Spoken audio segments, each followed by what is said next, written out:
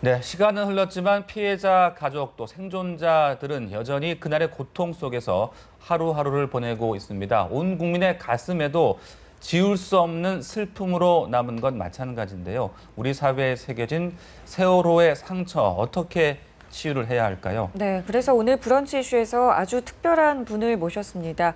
이 세월호 피해 유가족들과 생존 학생들, 또 당시 구급대원들의 심리 치료를 하신 분인데요. 대한트라우마협회장이자 차의과학대학 미술치료대학원의 김현선 원장님 모셨습니다. 어서 오세요. 네, 안녕하세요. 안녕하십니까? 네. 세월호 참사가 발생한 지 벌써 1년이 됐습니다. 여전히 슬픔과 또 애도의 물결이 계속되고 있는데요. 원장님도 그 팽목항에 직접 다녀오셨다고요? 네. 심정이 어떠셨어요? 네.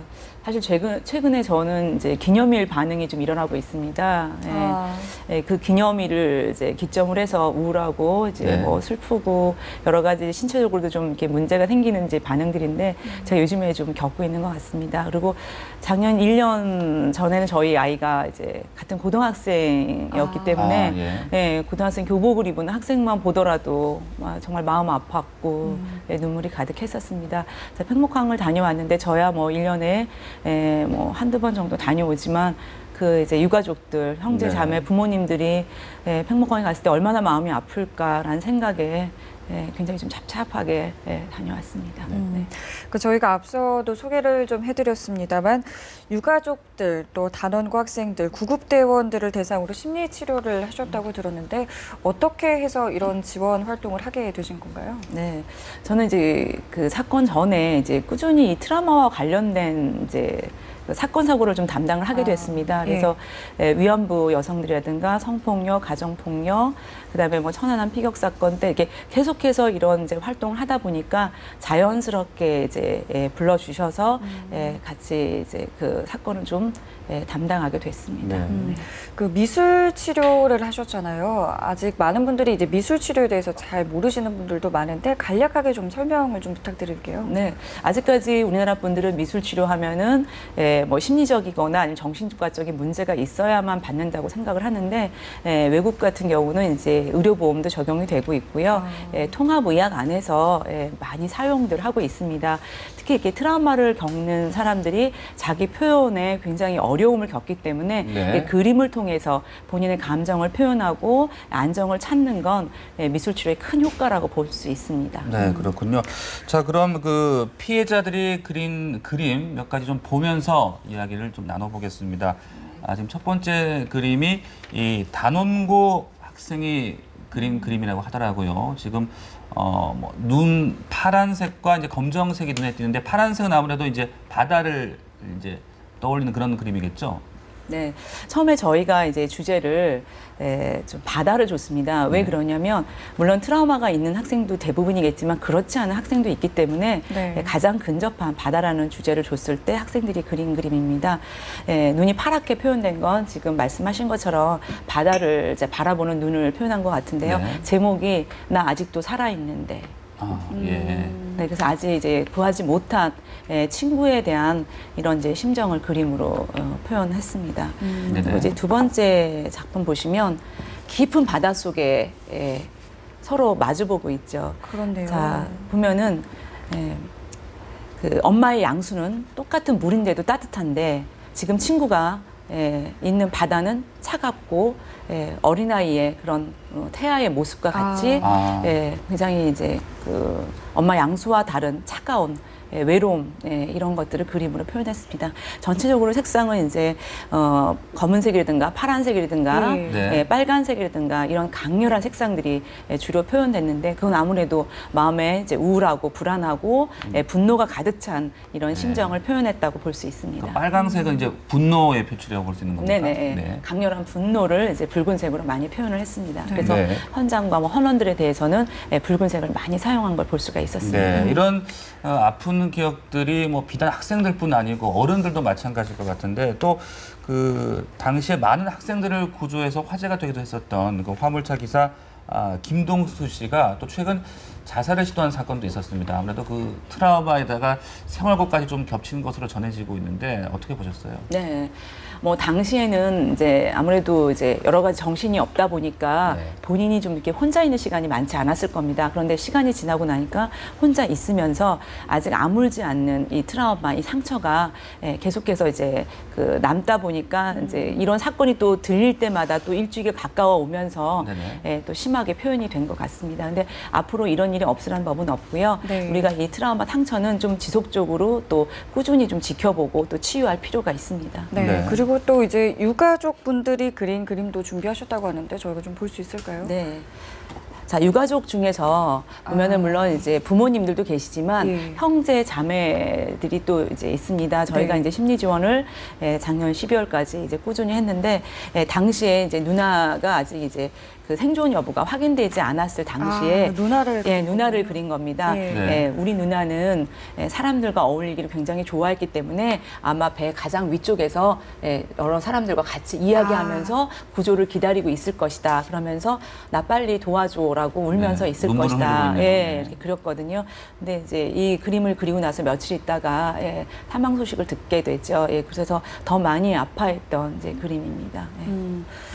그 심리적인 어떤 것들이 이렇게 그림에 나타나고 있는 건데 실제로 이제 만나보셨을 때 어떤 고통들을 좀 호소하시던가요? 네, 아무래도 이제 우울하고 불안하고 악몽을 꾸고 네. 그다음에 현재 그 생활 자체를 하지 못하는 경우가 많이 있습니다. 네. 또 어떤 분들은 밖에 나가는 걸 좀 또 두려워하는 분들이 있고요. 여기 보시면 일상생활에서 계속해서 느껴지는 이런 현상을 또 볼 수가 있습니다. 자, 오빠가 이제 있었는데 이 요플레라는 게 딱 꽉 네 개가 이렇게 연결이 되어 있잖아요. 그렇죠. 그래서 가족 네 명이 항상 딱 잘라서 하나씩 나눠서 먹었는데 오빠가 없다 보니까 요플레 하나가 항상 남아 있는 거예요.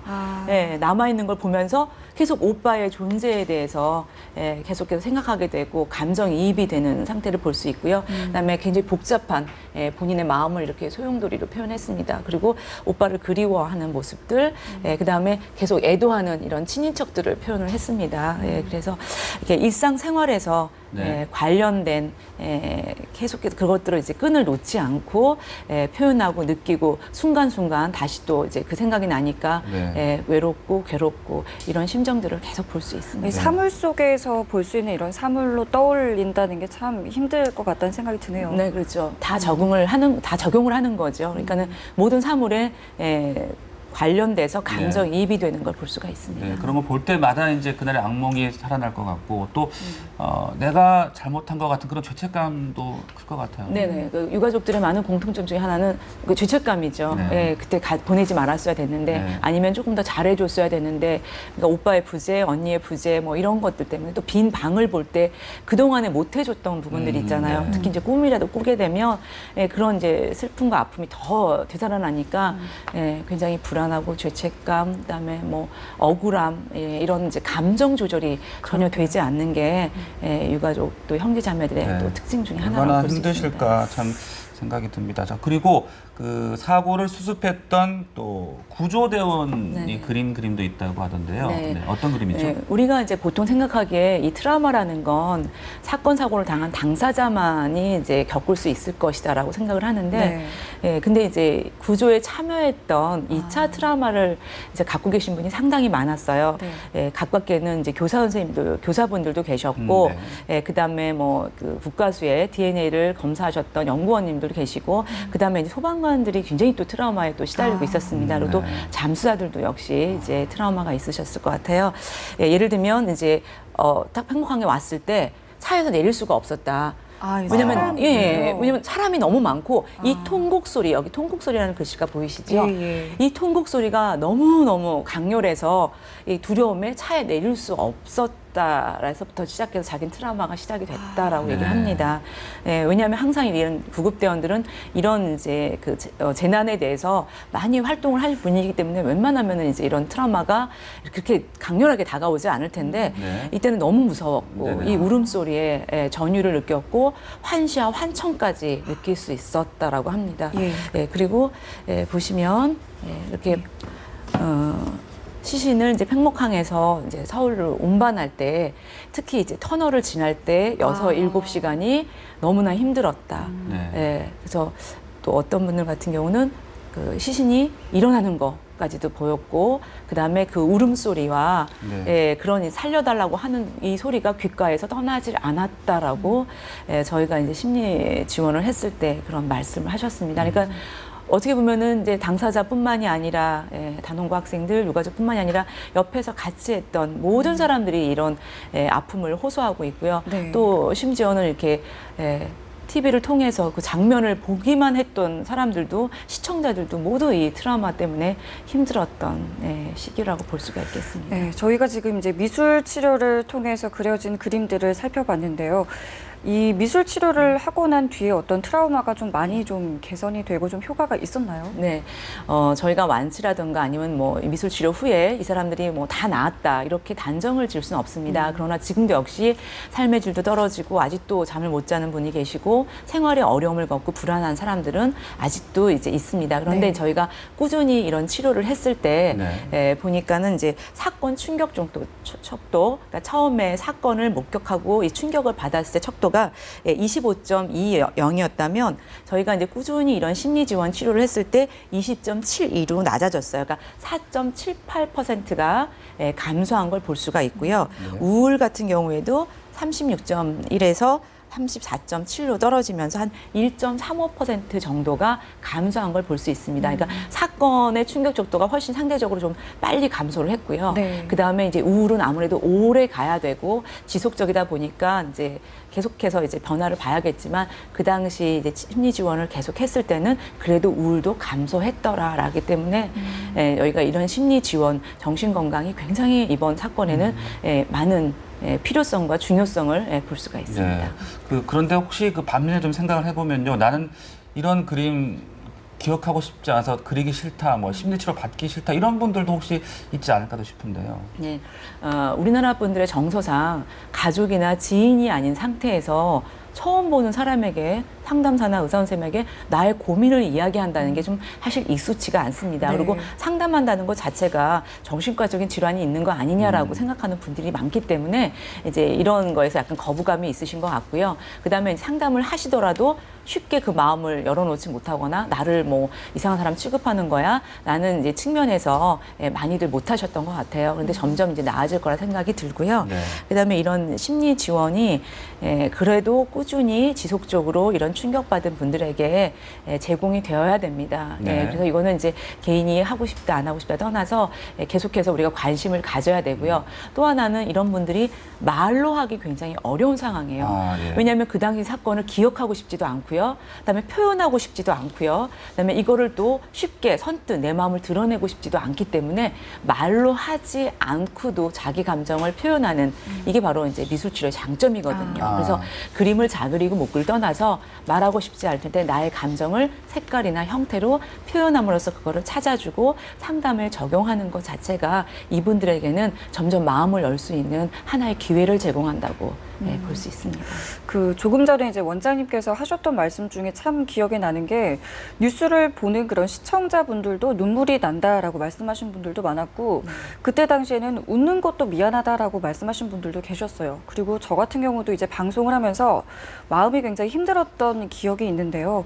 이렇게 온 국민이 이 세월호에 대한 어떤 트라우마를 갖게 된 이유는 어디에 있다고 볼 수 있을까요? 네, 저 그 당시에 이제 방송하시면서 네. 굉장히 마음 아파하는 거 저 다 느꼈거든요. 네, 그래서 아무래도 이번 사건은 세월호 사건 같은 경우에는 아무래도 그 학생들이 많이 사망했다는 거, 학생들이 많이 이제 이렇게 이렇게 어려움을 겪었다는 거에 대해서 전 국민이 아파하는 것 같습니다.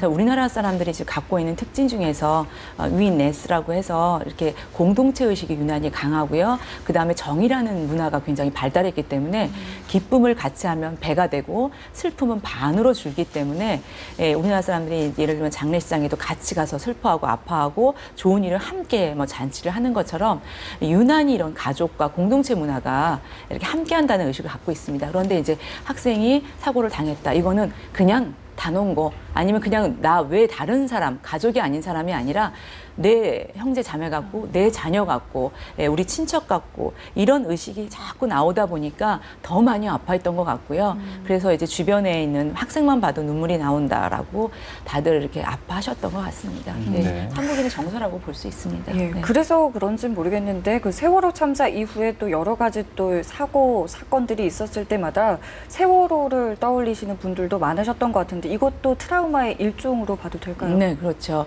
아무래도 이제 불신이 사라지지 않은 또 트라우마가 있고요. 또 하나는 안전 불감증에 대한 트라우마가 있다 보니까 조그만 사건이 생겨도 혹시 세월호 이러면서 이제 특히 예민해지면서 네. 반응을 빨리빨리 보이게 되는 거죠. 그래서 역시 이것도 우리 사회가 작년에 이 세월호 이 사건을 통해서 겪는 하나의 트라우마라고 볼 수 있을 것 같습니다. 네. 자, 그런데 그 일부에서는 그 세월호 참사 희생자들을 향해서 뭐 유언비어라든지 뭐 비난이라든지 이런 글을 올리는 분들이 있거든요. 이런 분들 때문에 고통이 더 심해지지는 않을까 그런 부분이 또 걱정이 됩니다.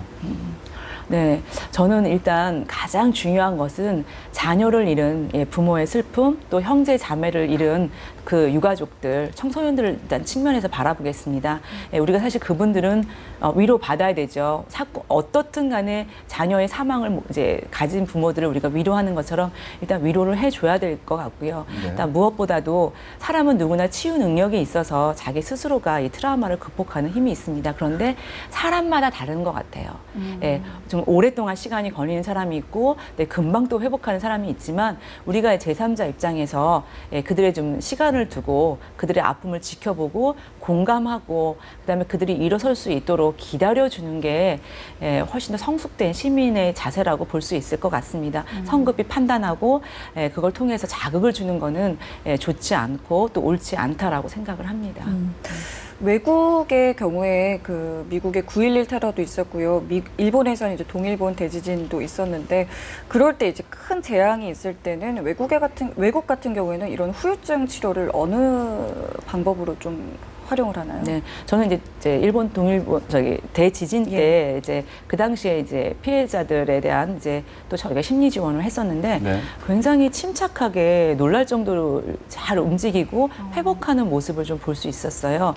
물론 미국도 이제 9.11 이후에 그 안전에 대한 것 또 이제 여러 가지를 이제 측면에서 바라보는 시각들이 더 이제 달라졌는데 일단 경제적으로 이제 국가에서 또 지역에서 이제 좀 지원을 하고 있고요. 그 다음에 심리 지원, 그다음에 정신적인 건강 지원에 대해서도 게을리하지 않고 계속해서 꾸준히 지켜보는 걸 볼 수 있습니다. 네. 또 민간 차원에서 자원봉사자들 또 여러 이제 분들이 각자가 할 몫을 다 같이 이제 힘을 합쳐서 극복하고자 하는 의지들이든가 이런 이제 체계성 이런 어떤 이제 그런 그 또 좋은 프로그램에 대해서 지원하는 거 이런 모습들 보면서 이제 우리도 이제 이렇게 가야 되지 않을까라는 생각을 많이 하게 됐습니다. 네, 그 외국의 사례도 말씀해 주셨습니다만 우리 사회가 이 아픔을 치유하기 위해서 앞으로 어떤 노력들을 쭉 계속해 나가야 될까요? 네, 이 사건을 볼 때는 이번엔 특별히 이렇게 외상적인 신체적인 문제보다는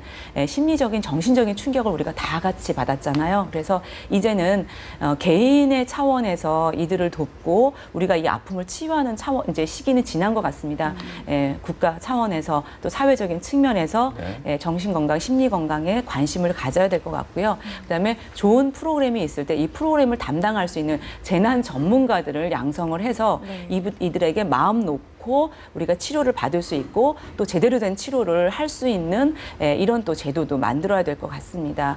그래서 이제는 이제 시스템 안에서 움직일 수 있는 이런 이제 여건들이 조성되어야 되지 않을까 하고 생각해 봅니다. 네, 알겠습니다. 오늘 나와주셔서 감사하고요. 오늘 말씀 여기까지 듣겠습니다. 감사합니다. 네, 고맙습니다. 고맙습니다.